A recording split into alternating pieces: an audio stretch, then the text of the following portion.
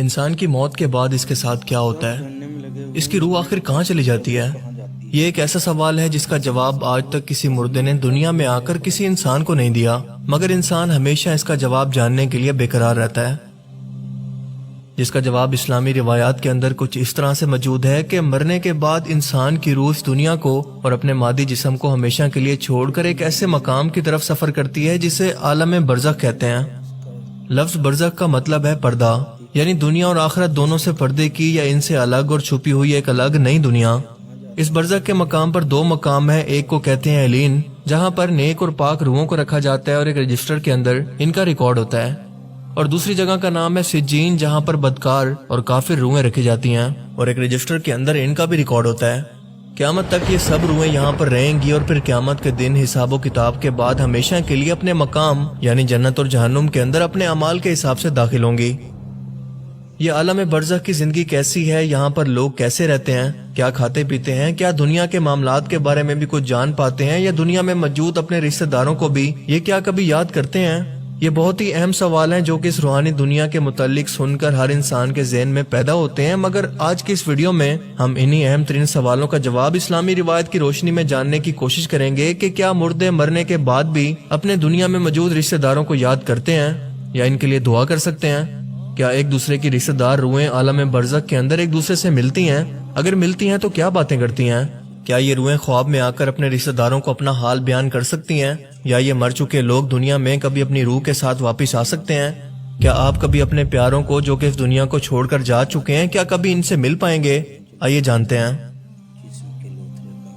دنیا میں موت کے بعد انسان کی روح کو قبر میں واپس حساب کتاب یعنی منکر نکیر فرشتوں کے سوالوں کے لیے واپس بھیجا جاتا ہے، جس کے بعد اس کے اعمال کے مطابق یا تو جنتی نورانی دو فرشتے اسے لے کر آسمان میں عالم برزخ کی طرف جاتے ہیں، یا پھر غسیلی اور آگ جیسی ڈراؤنی شکل کے دو فرشتے اسے لے کر علین کی طرف بڑھتے ہیں، جیسا کہ اس شخص کے اعمال تھے۔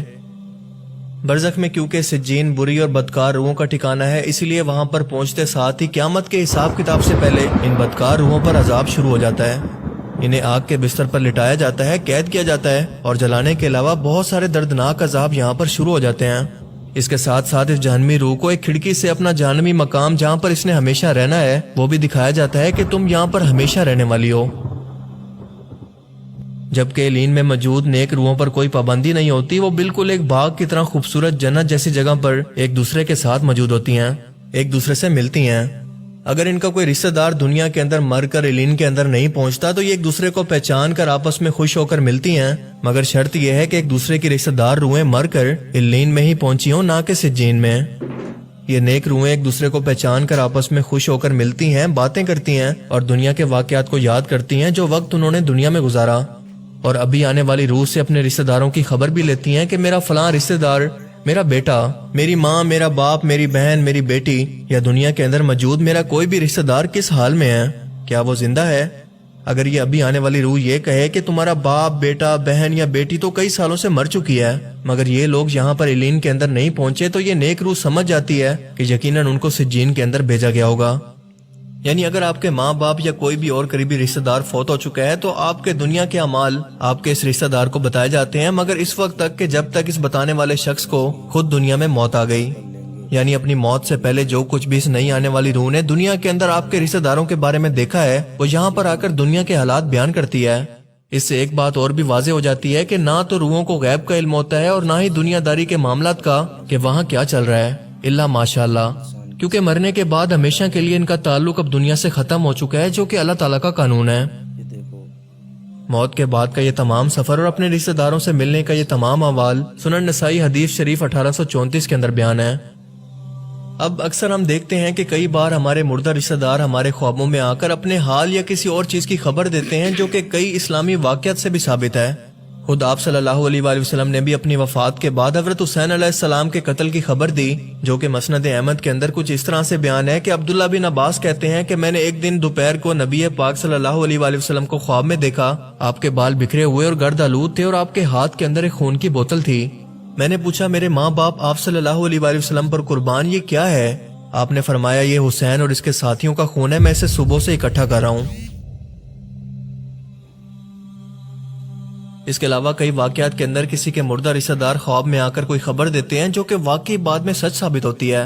تو کیا اس کا مطلب یہ ہے کہ عالم برزخ کے اندر روحوں کو یہ اختیار ہوتا ہے کہ دنیا کے اندر کسی کو بھی اپنے حال کی خبر دے سکیں یا کوئی خبر دے کر ان کی مدد کر سکیں؟ نہیں، ایسا بالکل نہیں ہے، بلکہ سچ تو یہ ہے کہ یہ ٹینشن کی حالتیں ہو سکتی ہیں، کیونکہ ایک تو یہ کہ اکثر لوگ صدمے کی وجہ سے کسی اپنے پیارے کی موت کو دل سے نہیں بھول پا رہے ہوتے، تبھی ان کے دماغ میں ان کی یاد ہر وقت رہنے کی وجہ سے انہیں خواب کے اندر دیکھتے ہیں جنہیں دماغ خود سے بناتا ہے، اور یہ آپ کا صرف دماغی تصور ہوا کرتے ہیں، نہ کہ حقیقت۔ دوسری حالت میں شیطان آپ کے رشتہ داروں کی شکل میں آ کر آپ کو گمراہ کرنے کی کوشش کر سکتا ہے، کیونکہ اللہ نے اسے یہ اختیار دیا ہے کہ وہ نبی پاک صلی اللہ علیہ وآلہ وسلم کے چہرہ مبارک کو چھوڑ کر دنیا کے کسی بھی انسان کی شکل میں آپ کے خواب کے اندر آ سکتا ہے۔ اور تیسری صورت وہ ہوتی ہے جب اللہ اپنی مرضی سے آپ کو کوئی خبر دینا چاہے۔ یہ اس روحوں کے بس میں بھی نہیں ہوتا، بس وہ اتنا ہی بتا سکتی ہیں جتنا انہیں اختیار دیا گیا، نہ اس سے کم نہ زیادہ۔ نیک روحیں ایک دوسرے کے رشتہ داروں کا علین کے اندر انتظار کرتی ہیں، بالکل ایسے ہی جیسے ایک مسافر اپنے گھر والوں سے دور ان کے ملنے کا انتظار کرتا ہے۔ آپ کے رشتہ دار دنیا کے اندر آپ کے حالات کے بارے میں آنے والی روحوں سے سوال کرتے ہیں، جس سے یہ ثابت ہوتا ہے کہ آپ کے مرنے والے رشتہ داروں کی روحیں آپ کو یاد رکھتی ہیں۔ ان روحوں کو دنیا کی سبھی باتیں اور سبھی رشتہ دار یاد ہوتے ہیں، تبھی تو وہ اس بارے میں سوال کرتی ہیں۔ یہاں پر نیک لوگوں کے علاوہ انبیاء، ولی اللہ اور شہیدوں کی روحیں بھی ایک دوسرے سے مل کر باتیں کرتی ہیں۔ حضرت عائشہ رضی اللہ تعالیٰ عنہ سے روایت ہے کہ نبی پاک صلی اللہ علیہ وآلہ وسلم کے وصال کے وقت آپ نے سورہ النساء آیت 69 کی تلاوت فرمائی، جس کا ترجمہ یہ ہے کہ جو لوگ خدا اور اس کے رسول کی اطاعت کرتے ہیں وہ قیامت کے دن ان لوگوں کے ساتھ ہوں گے جن پر اللہ نے بڑا فضل کیا، یعنی انبیاء، صدیق، شہید اور نیک لوگ، اور ان لوگوں کی رفاقت بہت ہی خوب ہے۔ آپ سوچ سکتے ہیں کہ دنیا کے اندر رہتے ہوئے آپ صلی اللہ علیہ وآلہ وسلم اپنی والدہ سے، اپنے والد سے، اپنی بیوی ختیجہ سے اور اپنے چچا حضرت حمزہ سے ملنے کے لیے کس قدر بے چین ہوں گے۔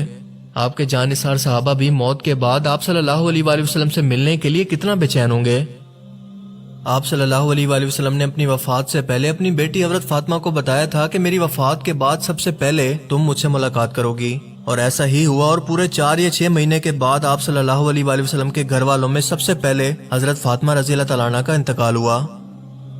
عالم برزخ میں نیک روحوں کو آپ کا یا ان کا خود کا صدقہ جاریہ، مثلا نیک اولاد یا کسی مال کو ایسی جگہ پر خرچ کرنا جو کہ پوری انسانیت کا بھلا کر رہا ہو، اور ساتھ ساتھ ایصال ثواب، ہدیہ اور تحفہ کی صورت میں ان تک پہنچایا جاتا ہے، مگر اس کی صورت کیا ہوتی ہے، انہیں اس کا کیا فائدہ ہوتا ہے، یہ ہمیں معلوم نہیں۔ بس یہ پتا ہے کہ بھیجنے والے کا نام اس روح کو بتایا جاتا ہے کہ کس نے اسے بھیجا اور کس صورت میں، جس کے بعد اس روح کو کیا نعمت ملتی ہے اور اس کے درجے کیسے بلند ہوتے ہیں، ہمیں اس بارے میں کچھ نہیں پتا۔ اللہ تعالیٰ سے دعا ہے کہ وہ ہمیں بھی ایسے ہی نیک لوگوں میں شامل فرمائے، ایسے لوگوں میں جن سے اللہ اور اس کا رسول راضی ہوئے، اور ہمیں بھی اپنے پیارے نبی صلی اللہ علیہ وآلہ وسلم کی زیارت اور ملاقات نصیب کرے اور جہنم کے عذاب سے بچائے۔ اللہ تعالیٰ ہمیں سمجھنے کی اور نیک عمل کرنے کی توفیق عطا فرمائے، آمین۔